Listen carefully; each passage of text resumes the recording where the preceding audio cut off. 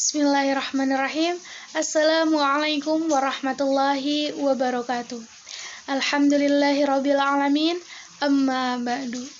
Yang terhormat kepada dosen pengampu mata kuliah pengembangan kurikulum, Ibu Dr. Halnanelis MPD, yang semoga selalu diberikan kesehatan dan Allah ridhoi setiap langkah kaki beliau dalam kebaikan. Baiklah, perkenalkan, saya Siti Sukma dengan NIM 211210041, kelas PAI 4B. Baiklah teman-teman, di sini saya akan membahas tentang komponen-komponen kurikulum. Tapi, sebelum membahas tentang komponen-komponen kurikulum, saya akan menjelaskan sedikit tentang pengertian kurikulum.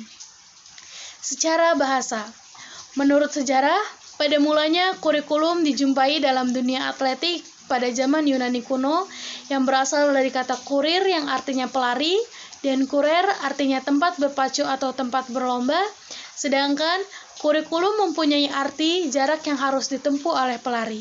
Ini menurut Saifuddin Nurdin. Selanjutnya, pengertian kurikulum dalam kosakata bahasa Arab. Istilah kurikulum dikenal dengan kata manhaj at-ta'limi yang berarti jalan yang terang yang dilalui oleh manusia pada berbagai kehidupannya. Ini menurut Omar Muhammad At-Taumi Al-Syaibani. Dari kedua pendapat tersebut, kesimpulan dari saya bahwasannya kurikulum merupakan seperangkat rencana dan pengaturan mengenai isi bahan pengajaran serta cara yang digunakan sebagai pedoman untuk melaksanakan kegiatan belajar mengajar. Baiklah teman-teman, setelah kita mengetahui apa itu pengertian kurikulum, selanjutnya yaitu fungsi kurikulum. Fungsi kurikulum ada 3. Yang pertama, fungsi kurikulum bagi peserta didik. Yang kedua, fungsi kurikulum bagi pendidik. Dan yang ketiga, fungsi kurikulum bagi orang tua. Yang pertama, fungsi kurikulum bagi peserta didik. Menurut Ahmad Yani, kurikulum berfungsi sebagai pengalaman belajar atau sebagai konten untuk dipelajari. Jadi, kurikulum yang mewujud sebagai ceramah contohnya, itu merupakan pengalaman bagi peserta didik. Yang kedua, fungsi kurikulum bagi pendidik. Fungsi kurikulum bagi pendidik ini sebagai pedoman kerja dalam mengorganisasikan pengalaman belajar dan menjadi pedoman untuk mengadakan evaluasi perkembangan peserta didik. Selanjutnya yang ketiga yaitu fungsi kurikulum bagi orang tua. Ini sangat penting sekali karena dengan demikian orang tua akan mengetahui perkembangan anak mereka. Baiklah teman-teman, setelah tadi kita mengetahui sedikit tentang pengertian kurikulum dan fungsi kurikulum, selanjutnya kita kembali kepada pembahasan inti yaitu komponen-komponen kurikulum.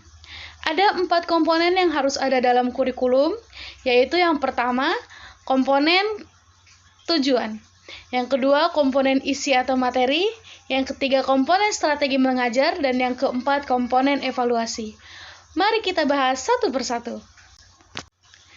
Yang pertama yaitu komponen tujuan. Komponen tujuan berhubungan dengan arah atau hasil yang diharapkan. Tujuan merupakan sebuah komponen kurikulum yang fundamental dan peka sekali. Karena hasil kurikuler diinginkan tidak hanya sangat mempengaruhi bentuk kurikulum, tetapi memberikan arah dan fokus untuk sebuah program pendidikan. Tujuan pendidikan diklasifikasikan menjadi 4. Yang pertama, tujuan pendidikan nasional atau TPN. Yang kedua, tujuan institusional atau TI. Yang ketiga, tujuan kurikuler atau TK. Dan yang terakhir, tujuan instruksional atau tujuan pembelajaran. Yang pertama tadi yaitu tujuan pendidikan nasional.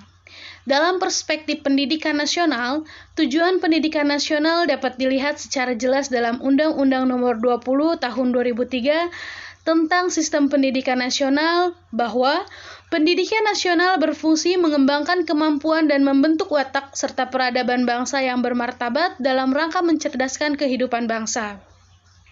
Bertujuan untuk berkembangnya potensi peserta didik agar menjadi manusia yang beriman dan bertakwa kepada Tuhan Yang Maha Esa, berakhlak mulia, sehat, berilmu, cakap, kreatif, mandiri, dan menjadi warga negara yang demokratis serta bertanggung jawab. Selanjutnya yang kedua yaitu tujuan institusional. Tujuan institusional ini adalah tujuan yang harus dicapai oleh setiap lembaga pendidikan sebagai kualifikasi yang harus dimiliki setiap siswa setelah menempuh atau menyelesaikan program di lembaga pendidikan tertentu. Tujuan institusional juga merupakan cerminan dari standar kompetensi lulusan yang diharapkan dari setiap tingkat satuan pendidikan. Standar konvensional lulusan terbagi menjadi 3 domain, yakni domain kognitif dalam artian pengetahuan, efektif yaitu sikap, dan psikomotor yaitu keterampilan. Yang ketiga yaitu tujuan kurikuler. Tujuan kurikuler adalah tujuan yang harus dicapai oleh setiap bidang studi atau mata pelajaran sebagai kualifikasi yang harus dimiliki siswa setelah penyelesaian bidang studi tertentu di lembaga pendidikan. Dan yang terakhir yaitu yang keempat, tujuan instruksional atau tujuan pembelajaran. Ini ditujuan untuk kemampuan yang harus dimiliki siswa setelah mempelajari materi tertentu dalam bidang studi tertentu. Baiklah teman-teman, selanjutnya yang kedua yaitu komponen isi atau materi.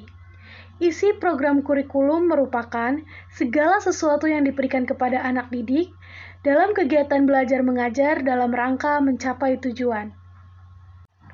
Baiklah teman-teman, selanjutnya terdapat beberapa kriteria untuk merancang isi kurikulum.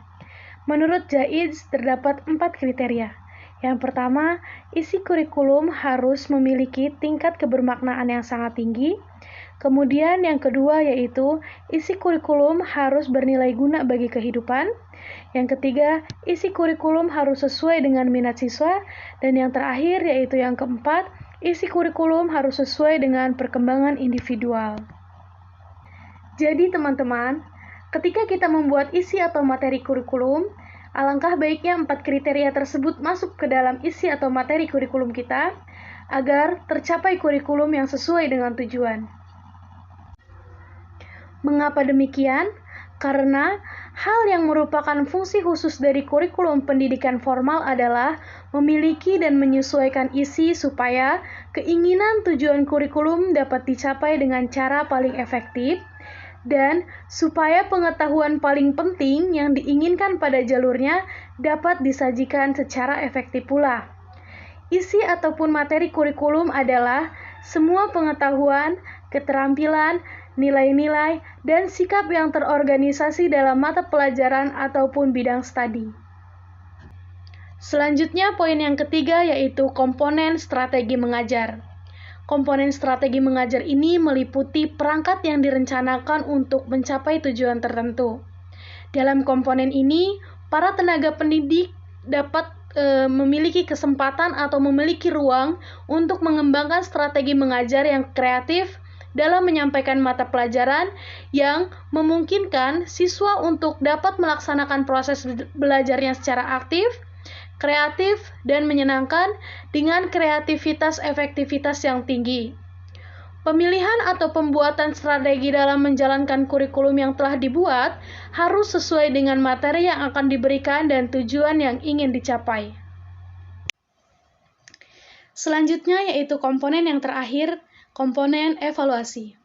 Menurut Schwartz, penilaian ataupun evaluasi merupakan suatu program untuk memberikan pendapat atau penentuan, arti dan faedah suatu pengalaman. Komponen evaluasi ini sangat penting bagi pelaksanaan kurikulum karena evaluasi meliputi semua aspek pembelajaran. Nah, hasil evaluasi ini dapat memberikan petunjuk apakah sasaran yang ingin dituju dapat dicapai ataupun tidak. Selain itu juga, evaluasi berguna untuk menilai apakah proses kurikulum dapat berjalan secara optimal.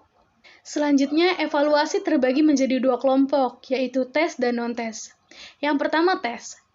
Tes harus memiliki 2 kriteria, yaitu kriteria validitas dan reliabilitas. Nah, jenis-jenis tes terdiri atas tes hasil belajar yang dapat dibedakan atas beberapa jenis berdasarkan jumlah peserta. Tes hasil belajar dapat dibedakan menjadi tes kelompok dan tes individu. Dilihat dari cara penyusunannya, Tes juga dapat dibedakan menjadi tes buatan guru dan tes standar. Selanjutnya yang kedua yaitu non-tes. Non-tes ini merupakan alat evaluasi yang digunakan untuk menilai aspek tingkah laku, termasuk sikap, minat, dan motivasi. Ada beberapa jenis non-tes sebagai alat evaluasi, diantaranya wawancara, observasi, studi kasus, dan skala penilaian. Baiklah teman-teman, tadi sudah kita sama-sama pelajari tentang komponen-komponen yang harus ada dalam kurikulum. 4 komponen itu saling berkaitan dan tidak bisa dipisahkan. Jika salah satu dari komponen tersebut tidak masuk dalam pembuatan kurikulum, maka kurikulum tersebut tidak layak untuk digunakan dalam proses belajar mengajar. Sekian dari saya penjelasannya. Jika ada yang ingin ditanyakan, tanyakan di dalam kolom komentar dengan sebutkan nama dan NIM kalian masing-masing. Mohon maaf jika penjelasan saya kurang, dan maaf jika ada salah-salah kata. Wabillahi taufiq wal hidayah. Wassalamualaikum warahmatullahi wabarakatuh. Semoga bermanfaat.